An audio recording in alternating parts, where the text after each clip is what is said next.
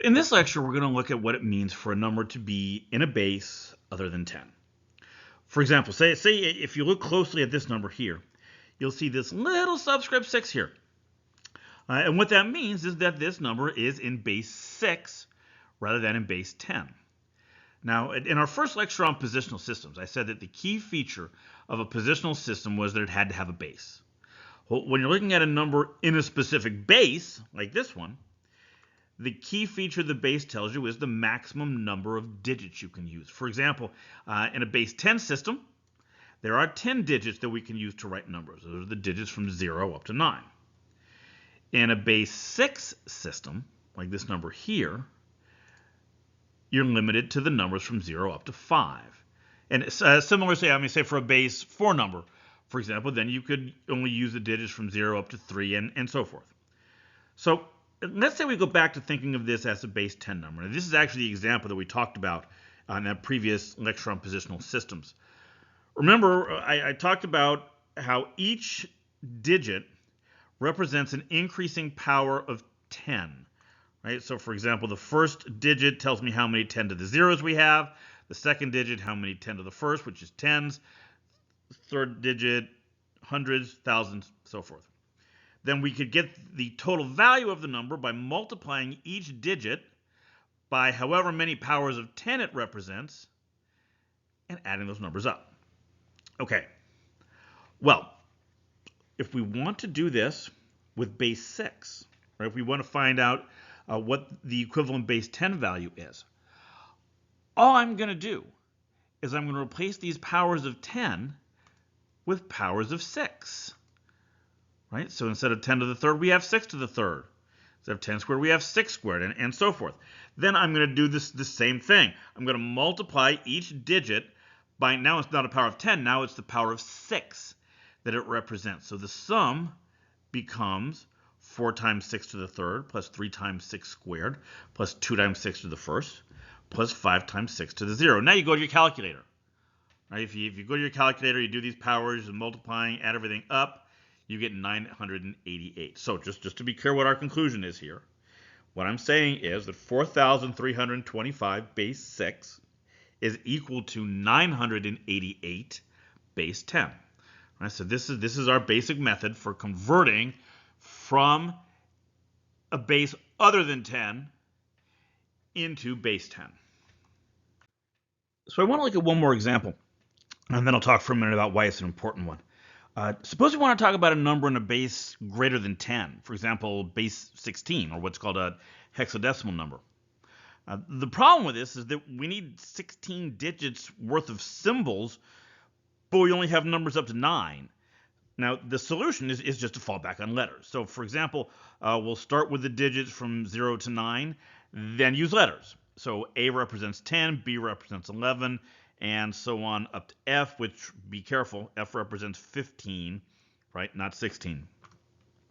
So let's take a look at an example. So we want to convert B0A5 base 16, and notice the little 16 in the bottom right corner, into base 8.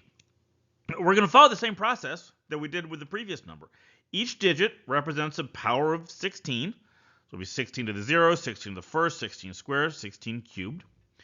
And we're going to take each of those powers of 16 and multiply it by the value of the individual digits. So, for example, B, that's 11. That's 11 times 16 to the third. Plus, well, 0 times 16 squared, that's an easy one, it's just 0. Plus A, now A is 10, so it'll be 10 times 16 to the first, plus 5 times 16 to the 0. Now you get your calculator out. That's a pretty good sized number, 45,221. Now, I didn't just pick base 16 out of a hat there. This is a base that gets used a lot in computer applications, including desktop applications like Microsoft Word and PowerPoint, to represent colors. Right? Colors on a screen, okay, pigments like paint and crayons, for example, those are different.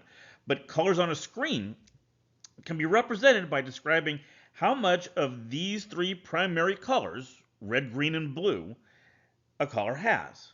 Now, in modern computers, each of these three parameters is given a number from 0 to 255.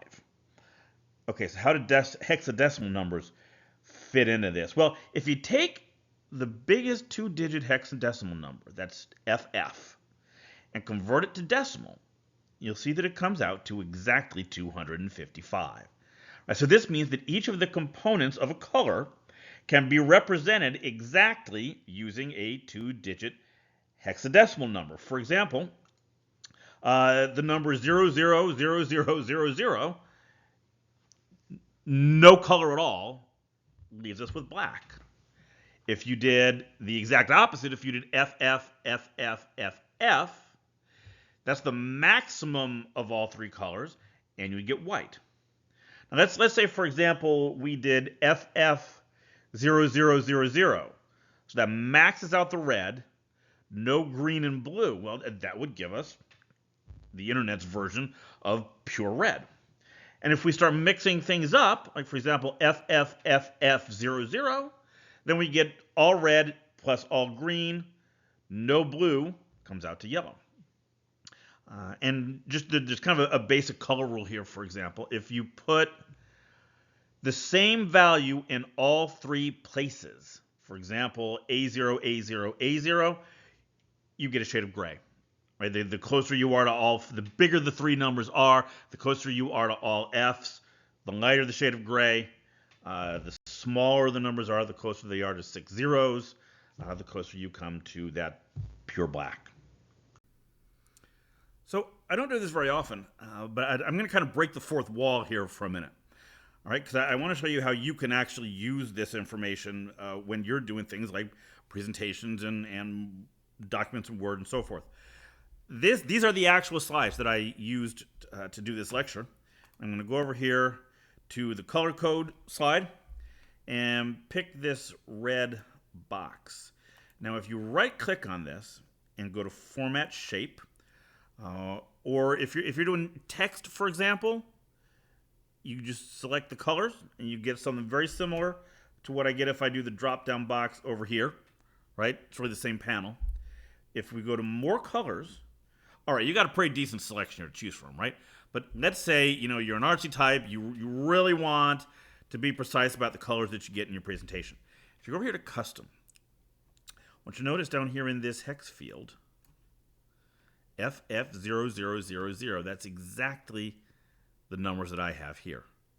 And you can go in and change these. Let's say I change this to what's half of 125? To 127 something. Let's say 127. See, that's the color, right? We've got 100% red, 50% green, no blue. That gives us kind of this shade of orange. You notice what PowerPoint did for me here? It did the conversion from 127 decimal to the equivalent hexadecimal value and put that down there for me. Let's say we tinker with this one. If I bring that up to 127, now it's kind of going a little pink. Right, you can adjust these numbers very fine-tuned to get exactly the color that you're looking for. Now, we're going to talk a little more about how to count things, believe it or not, later on in the class. But for right now, let me just say that if you want to know the total number of colors you can get, there's 256 possible values for each of the three parameters.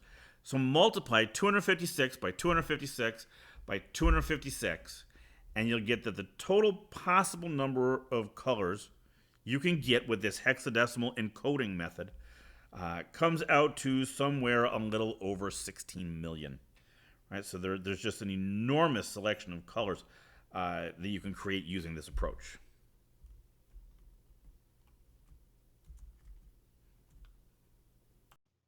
So in this lecture, we saw how to take a number in some base other than 10 and kind of translate it, if you will, convert it into the equivalent base 10 number. Right? In the next lecture, we're going to go in the other direction. Right? We're going to take a base 10 number and see how we convert it and how we can convert it into the equivalent number in some other base.